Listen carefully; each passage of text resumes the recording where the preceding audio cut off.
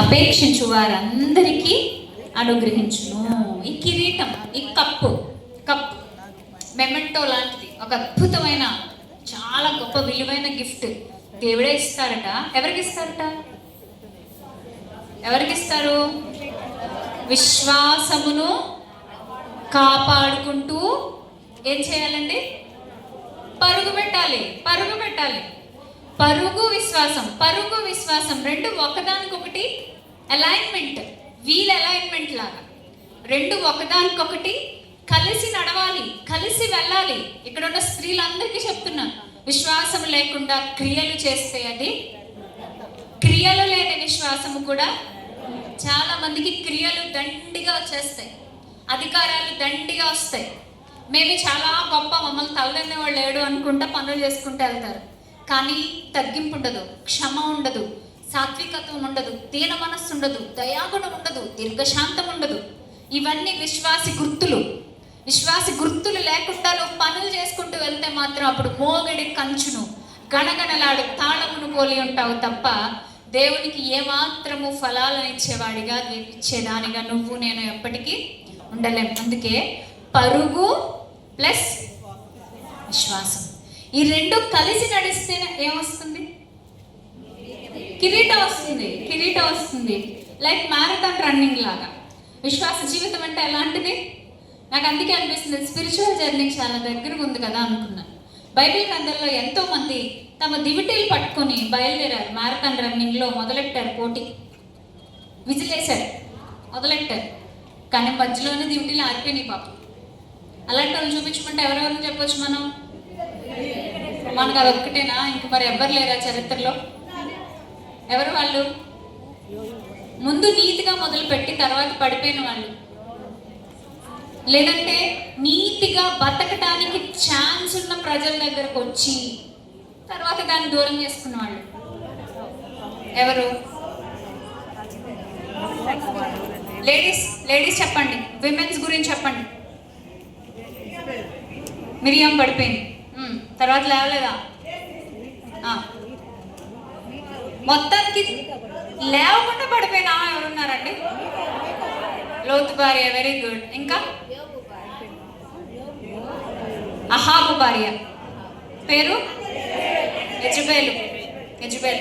అందరికీ తెలుసు యెజబెల్. ఎవరైనా మీ పిల్లలకి యెజబెల్ పేరు పెడతారా? మీరు పెట్టుకుంటారా?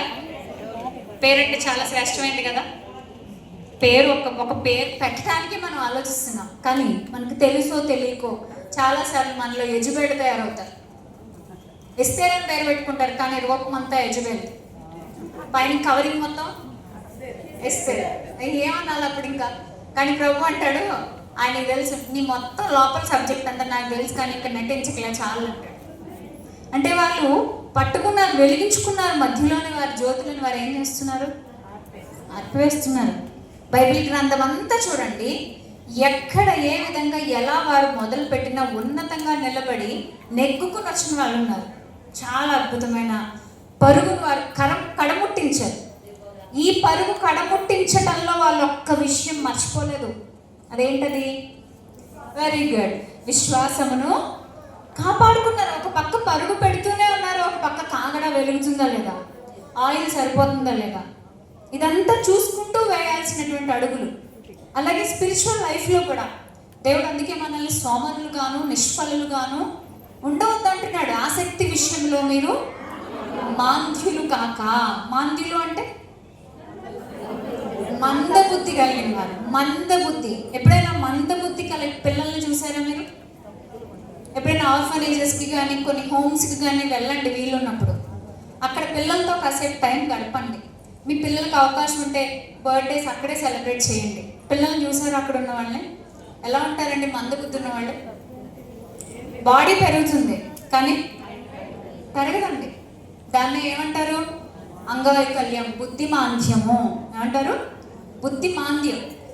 ఈరోజు చాలా మందికి అలాంటి ఆత్మీయ మాంద్యం వచ్చేసింది.